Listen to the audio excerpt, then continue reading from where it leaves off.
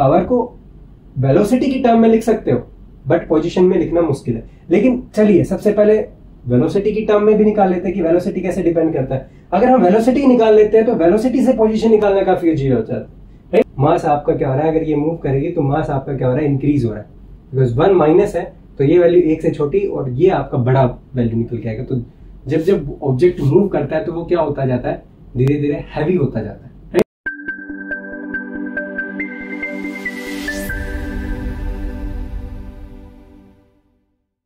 अब हम डिस्कस करते हैं आपका नेक्स्ट एक्सरसाइज, जो कि एक्सरसाइज 6.9। तो बेसिकली ये जो काफी इंटरेस्टिंग क्वेश्चन आपका यहाँ पे दिया हुआ है, यहाँ पे बोला गया है कि ये बॉडी इनिशियली एट रेस्ट। तो बेसिक सी बात आ गई कि आपका इनिशियल वेलोसिटी क्या दिया हुआ है, u इज इक्वल टू 0 दिया हुआ है। इट अंडरगोज 1D मोशन, तो 1D मोशन है, कोई डाउट नहीं है, वेक्टर्स की फॉर्म में आपको लिखना जरूरी नहीं है, विद कॉन्स्टेंट एक्सेलरेशन। तो सीधी सी बात यहाँ पे दिया हुआ है कि ए वेक्टर लिखिए या फिर ए मोड लिखिए, दिस इज कांस्टेंट, बिकॉज ये 1D केस है तो वेक्टर लिखने का जरूरत नहीं है, राइट।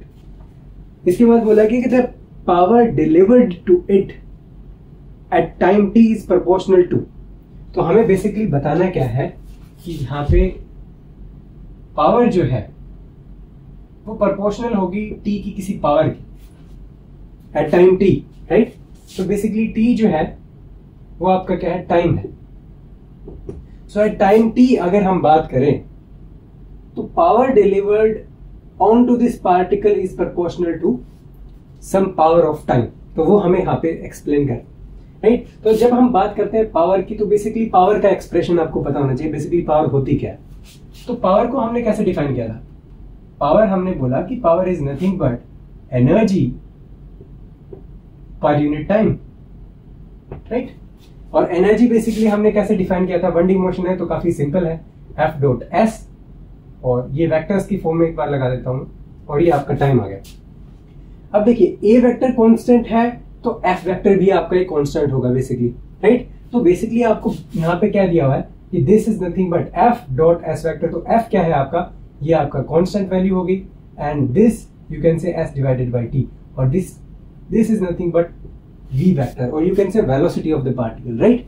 तो यहां से p आप देखोगे तो कितनी निकल के आई, p is equal to f, मान लीजिए मास उसका m था, m इंटू a, और यहां पे आपको v निकालना है। तो v बेसिकली होता है क्या है, कांस्टेंट मोशन है, कांस्टेंट एक्सेलरेशन मोशन है, काइनेमेटिक इक्वेशन ऑफ मोशन लगाइए, v is equal to u plus at होता है बेसिकली।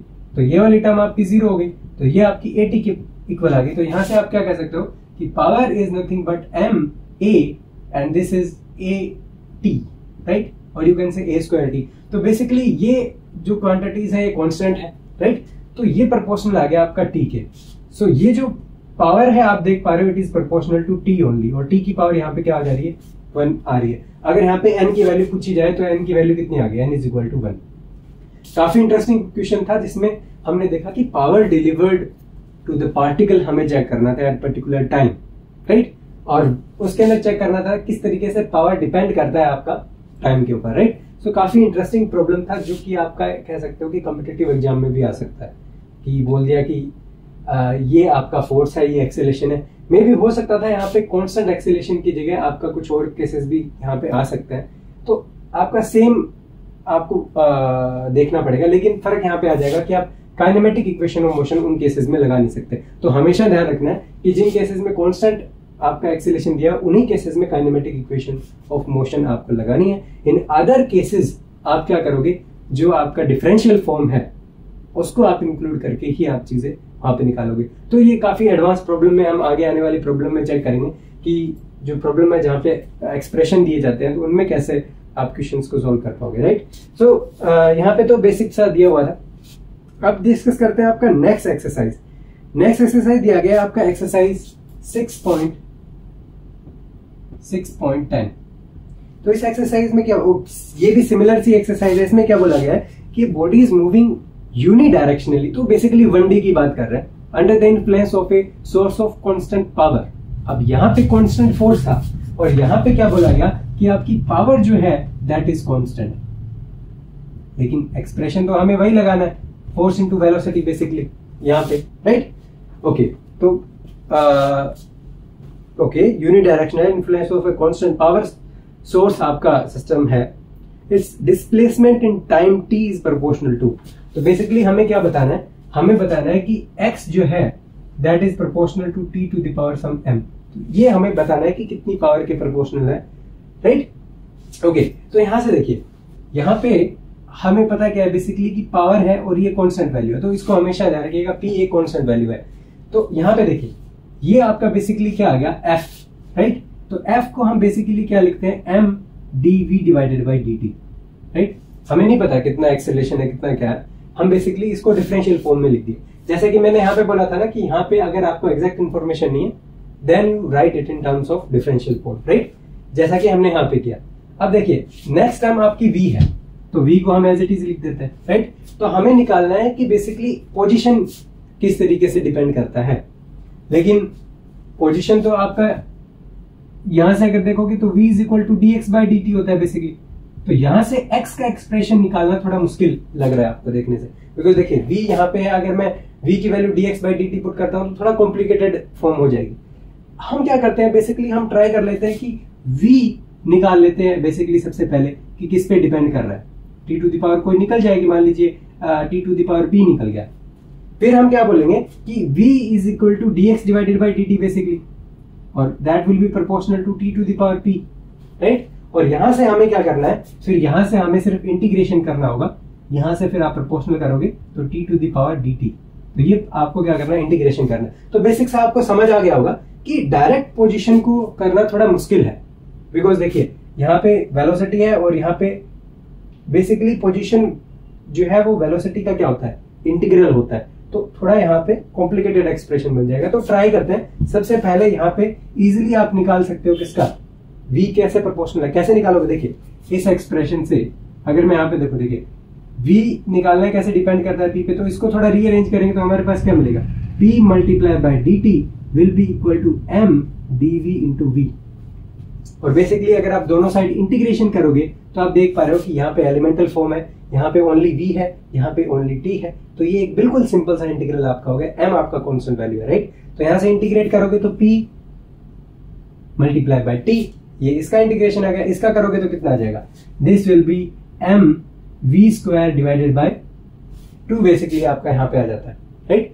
तो यहाँ पे आपको देखने को क्या मिला कि आपका जो v है, so v is proportional to t to the power कितना आ गया, रूट ले लीजिए दोनों side, to t to the power, power constant है, m कांस्टेंट है, बाकी सारी क्वांटिटीज आपकी कांस्टेंट दिख रही हैं। It means t v is proportional to t to the power आप कितना कहोगे, हाफ।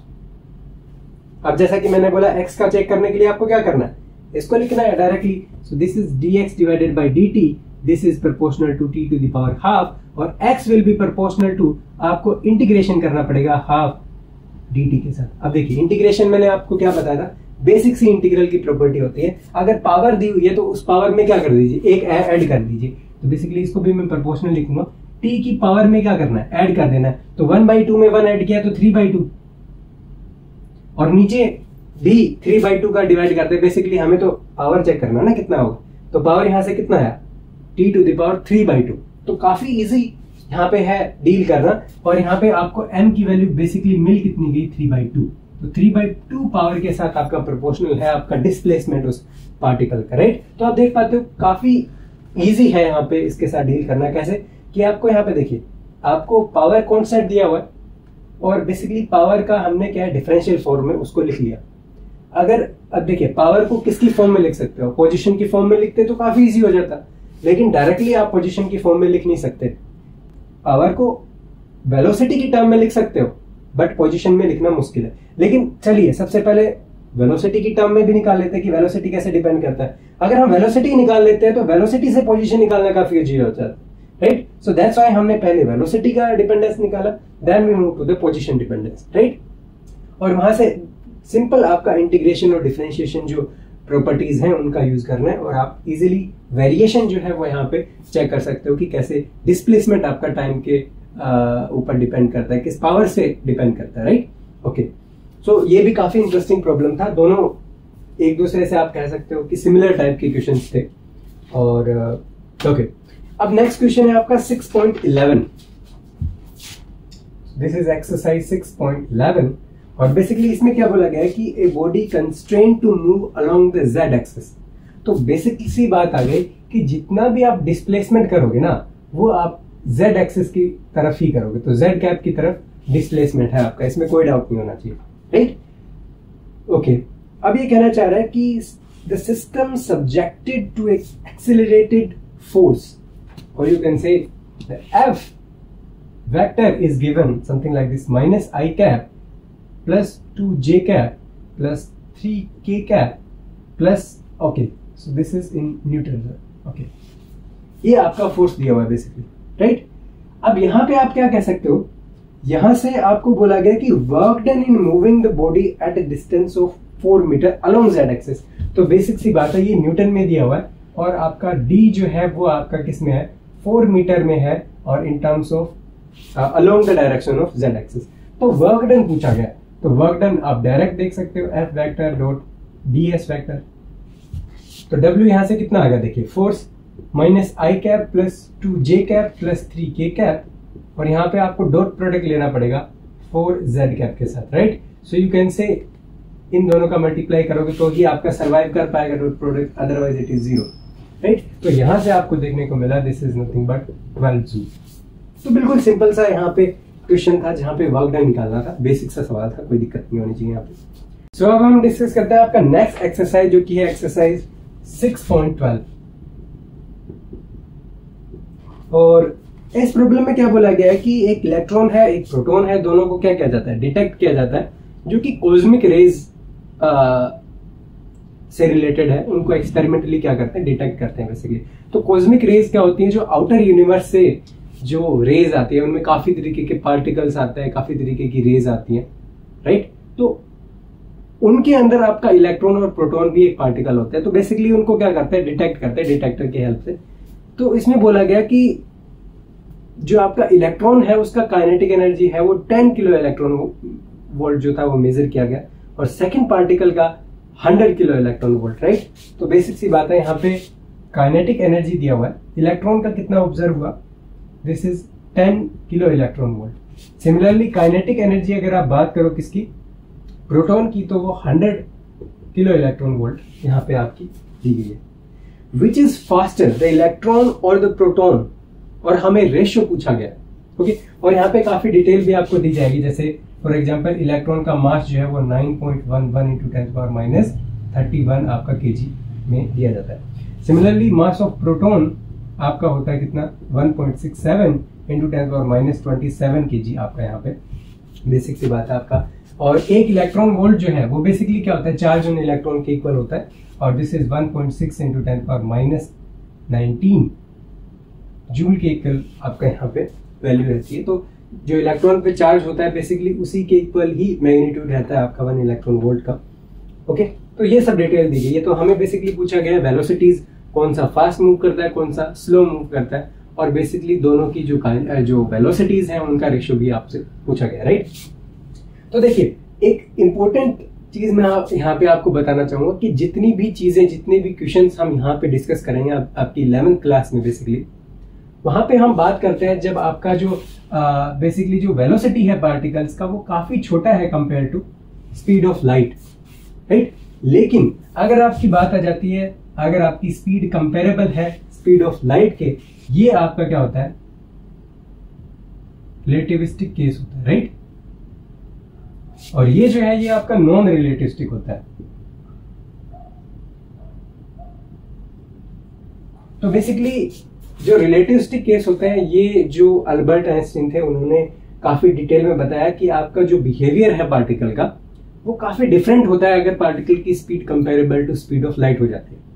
तो ये जो टॉपिक है, ये जो पार्ट है, इसको आप एडवांस लेवल पे पढ़ते हो, आप बीएससी एमएससी में ज्यादा डिटेल में रिलेटिविटी को पढ़ते हो बेसिकली, राइट।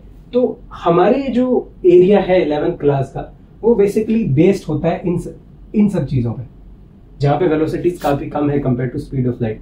तो आपको बेसिकली फिलहाल के लिए इस चीज की चिंता करने की जरूरत नहीं है रिलेटिविस्टिक केस की, राइट। तो जितनी भी प्रॉब्लम्स आपके लिए बेसिकली दी जाएंगी वो आपकी सारी नॉन रिलेटिविस्टिक होंगी।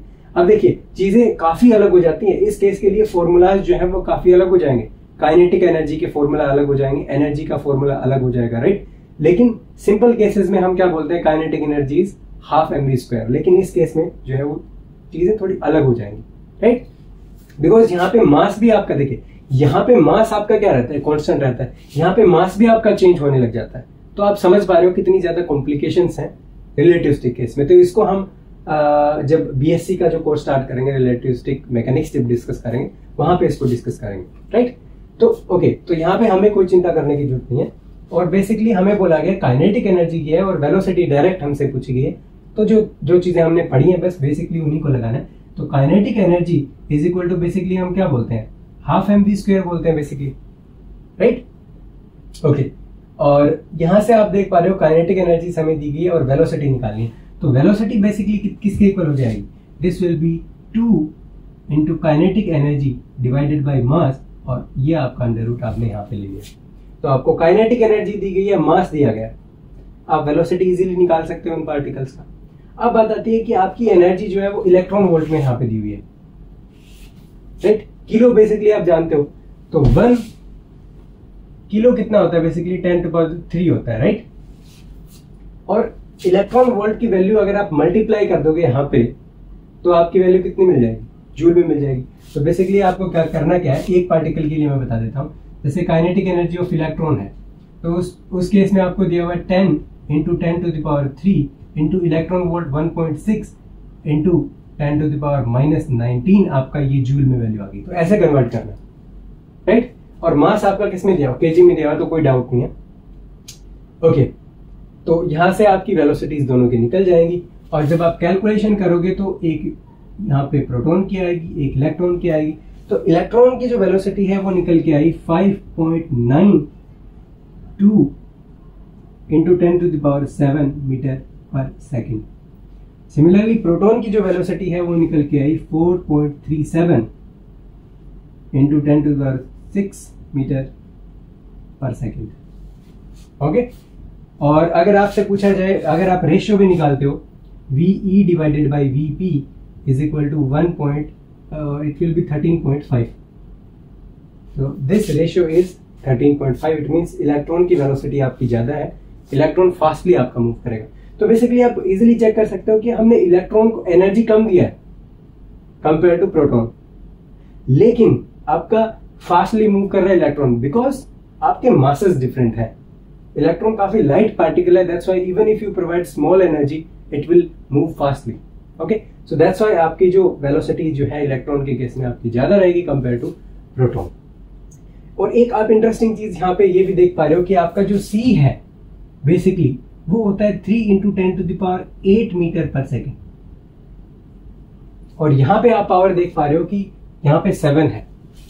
तो आप देख पा रहे हो कि ये दोनों वेलोसिटीज है ना थोड़ी कंपेरेबल आ रही हैं।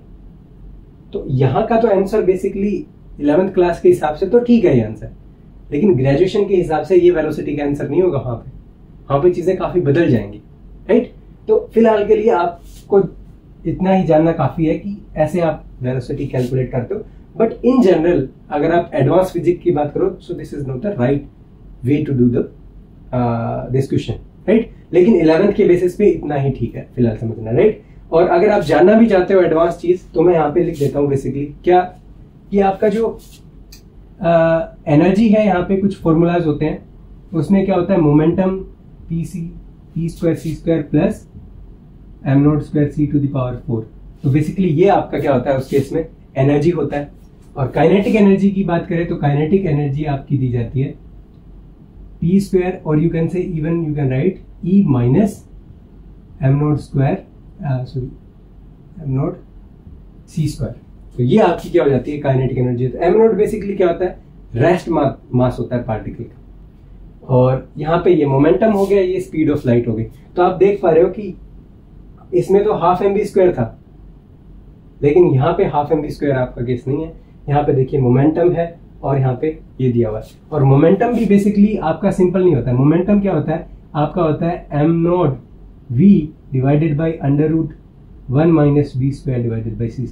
तो ये होता है आपका मोमेंटम, ठीक है। तो बेसिकली आपको ये इक्वेशंस यूज करनी होती है इन टर्म्स ऑफ, और यू कैन से फॉर दिस रिलेटिविस्टिक केस। तो फिलहाल के लिए ज़्यादा डिटेल में हम नहीं जाएंगे, तो ये वाली चीज़ आप छोड़ दीजिए बेसिकली फिलहाल के लिए, राइट। तो नीचे वाला जो है सिर्फ हमने सिर्फ नॉर्मल इंफॉर्मेटिव थोड़ी उसके लिए बताया था।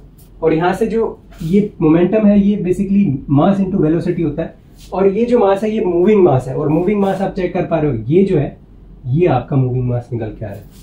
तो देख पा रहे हो अगर बॉडी मूव करती है तो मास क्या हो रहा है, मास आपका क्या हो रहा है, अगर ये मूव करेगी तो मास आपका क्या हो रहा है, इंक्रीज हो रहा है, बिकॉज 1 माइनस है तो ये वैल्यू 1 से छोटी और ये आपका बड़ा वैल्यू निकल के आएगा। तो जब जब ऑब्जेक्ट मूव करता है तो वो क्या होता जाता है, धीरे धीरे हैवी होता जाता है, राइट। ओके,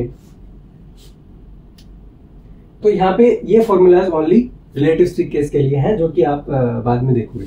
तो फिलहाल के लिए हमने देख लिया नॉर्मल कंडीशंस में कि वेलोसिटी इलेक्ट्रॉन का कितना होता है और प्रोटॉन का कितना निकल के आता है। तो electron basically fast moving particle है कंपेयर टू प्रोटॉन।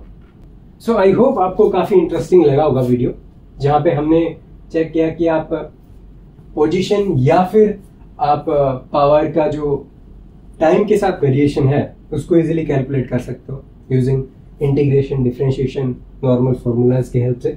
सिमिलरली यहाँ पे वर्क डन का बेसिक फॉर्मूला लगा, और यहाँ पे आप जो है वो काइनेटिक एनर्जी का फॉर्मूला लगा के आपने वेलोसिटी निकाली। लेकिन इंपॉर्टेंट यहाँ पे ये चीज थी कि जानना कि रिलेटिविस्टिक और नॉन रिलेटिविस्टिक जो चीजें हैं वो अलग अलग होती हैं, तो कंफ्यूज नहीं होना है इन फ्यूचर। जब आप देखोगे कि रिलेटिविस्टिक केस आएगा उसमें सारी चीजें अलग हो जाएंगी, राइट। फिलहाल के लिए आप नॉन रिलेटिविस्टिक लेवल तक ही अपने को कन्फाइंड रखिए, ज्यादा अपने दिमाग में वो मत करिए इसके लिए, रिलेटिविस्टिक केस के लिए, right. So thank you all for watching and we will meet in the next video. Thank you.